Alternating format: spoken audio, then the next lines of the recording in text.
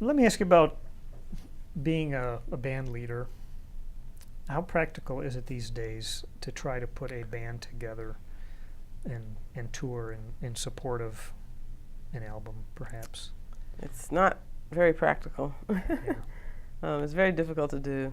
You figure out how you can do it, and you decide how much you can invest into your career, and hope that, you know, you're contributing to your longevity in the long run. You know, but I don't think if you're trying to get rich, you decide to be a leader or tour and support Yeah.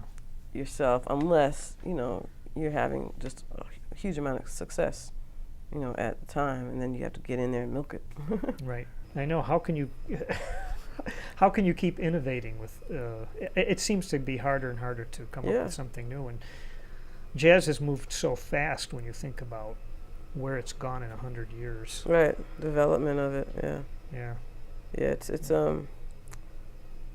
it's kind of interesting. I mean, because if you look at, you could relate it. I mean, I just think that music, you know, also reflects the, you know, society, and obviously, African American musicians played an extremely strong role in the development of jazz. But when you also look at African American society over the years, from like the beginning of jazz, and how it grew and developed so quickly as well, it's, I guess, no wonder that the music did too. You know what I mean? Yeah. Because it just wasn't that long ago that society was just so very different, and the freedoms that I experienced, you know, it wasn't but one or two generations, maybe, you know, for some of us, that people didn't experience the same freedoms. Right. And same chances, you know, to have a great life, or play the same roles in society.